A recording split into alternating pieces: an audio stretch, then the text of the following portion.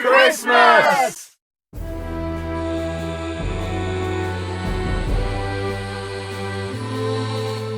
Among the dense forests of the Czech Republic, on one of the impregnable rocks, there is a Gothic castle, covered with many mystical legends. We decided to recall its history, and also to find out why such a strange, almost deserted place was chosen for its construction, and how the study of the mysterious well located under the castle, which, according to legend, is considered a portal to the underworld, ended. Wooded cliff in the North Bohemia region of the Czech Republic has been infamous for centuries. Why were the few local residents always wary of this structure and believed that great evil lurked there? For what reason was the place chosen for the construction of the castle, which historically was covered with impenetrable forest, unsuitable even for hunting, and there were no roads or drinking springs next to it? Why is it so common to see dozens of dead birds in the courtyard? Why did the peasants kill the leader of the Swedish mercenaries and the black magician of Oronto, who decided to make this castle his home and laboratory in 1639? And why did the Nazis occupy this structure during World War II, even though its location had absolutely no strategic significance? We will try to find explanations for these strange events related to Houska Castle by diving into historical chronicles. However, some legends, apparently, are forever destined to remain beyond human understanding.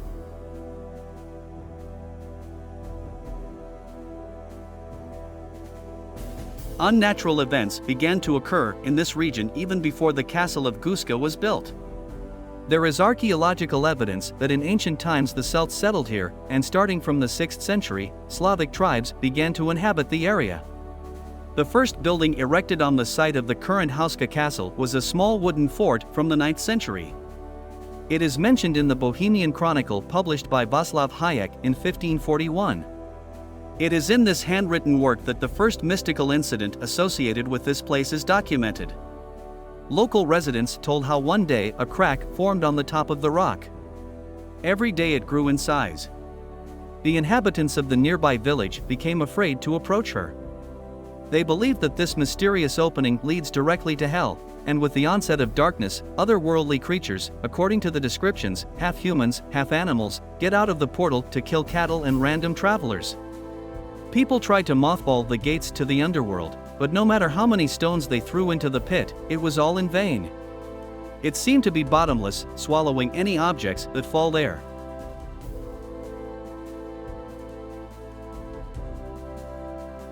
Soon, a powerful duke from the Oak clan decided to stop all these fantastic legends by examining an ominous opening in the rock, which had already reached incredible proportions.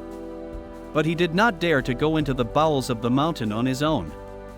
Instead, he brought a prisoner to the gates of hell who was to spend the rest of his life in prison. The Duke promised the criminal freedom and forgiveness of all sins if he went down into the pit and told about everything he saw there. The prisoner readily agreed. He clung to a long rope, lowered in advance into the opening, and slid down. There was a ringing silence for several minutes. Then came the heart-rending scream of the criminal. The Duke's servants immediately began pulling the rope up. And as soon as the prisoner was on the surface, a shocking sight appeared to those present. The man's hair was completely gray, and a grimace of horror froze on his face. "I saw the devil himself," he said softly, and fell silent. The man died a few days later. In the end, it was decided to fill up the cursed pit with stones until it brought results.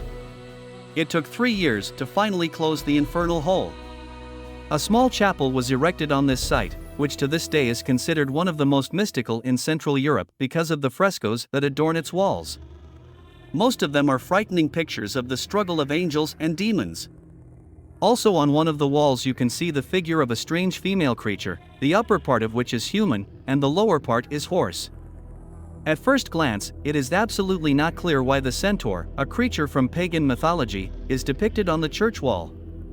But if you look closely, you can see one interesting detail: this is a left-handed centaur archer. As we know, in the Middle Ages, left-handedness was associated with the devil. And researchers believe that this fresco is connected to stories about half humans, half animals, immured under the floor of the chapel. In the 13th century, by order of the King of the Czech Republic, Přemysl Otakar II, the stone castle of Houska was erected. It was built in the shape of a square, in the center of which stood the same chapel. The building had many fortifications, on which soldiers were on duty around the clock. But why? The borders of the Czech kingdom were far from the castle, that is, there was no need to fear enemies from outside. However, an explanation could be found by looking at the building plan.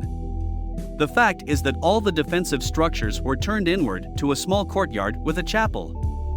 So the conclusion suggests itself: the soldiers did not protect the castle from an external threat, they tried to contain what was inside. Another curious fact: exits from the building to the courtyard were not originally provided. Of course, Houska Castle looks very different these days. After the 30 Years' War in the mid-1600s, the building underwent reconstruction. In particular, the towers, moat and other defensive structures were dismantled as part of a decree issued by Emperor Ferdinand III. 2 centuries later, Houska Castle was again rebuilt in the Renaissance style, and in the 20th century it began to slowly but surely fall into decay. Gates to Hell is not the only legend associated with Houska Castle. In the 17th century it became the headquarters of Oronto, the commander of the Swedish mercenaries. According to rumors, this man also practiced black magic and conducted alchemical experiments within the walls of the castle, trying to create an elixir of eternal youth. Local residents had to constantly face the arbitrariness of Oronto's subordinates, who robbed the village and mocked women. But they were much more horrified by his magical experiments, carried out directly above the devilish portal. No one dared to predict how it could all end. So one night, 2 local hunters crept up to the castle and shot Oronto through an open window. 2 centuries later, in 1836, after a walking tour of the region, the Czech poet Karel Hynek Mácha spent the night in Houska. In a dream, he had a terrible vision, which he later described in a letter to his friend.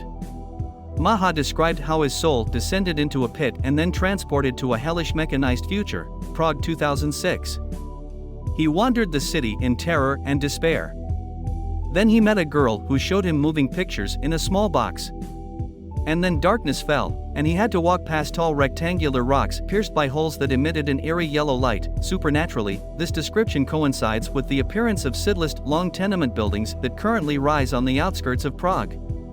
Recall that Mach described all this in 1836, so how did these visions of the future arise in his subconscious? Was it just a fantastic dream? Or perhaps someone helped him make time travel?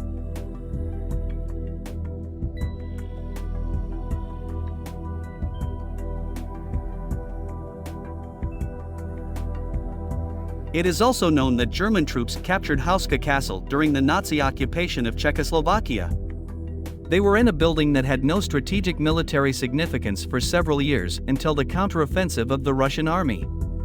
But what were they doing here? Of course, before the retreat, the Nazis destroyed all official documents. But given Hitler's interest in the occult sciences, it can be assumed that the German occupiers were carrying out a special task of their Führer related to experimental research of the legendary gates of hell.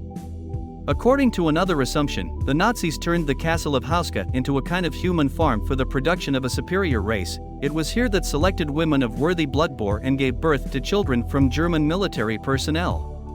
But even this is not the end of the legends around Houska Castle. Many modern tourists claim that they got into inexplicable situations when visiting this building. Some of them found whole flocks of dead birds at the doors of the chapel. Others reported that during the entire walk around the territory they did not leave the unsettling feeling that someone was watching them.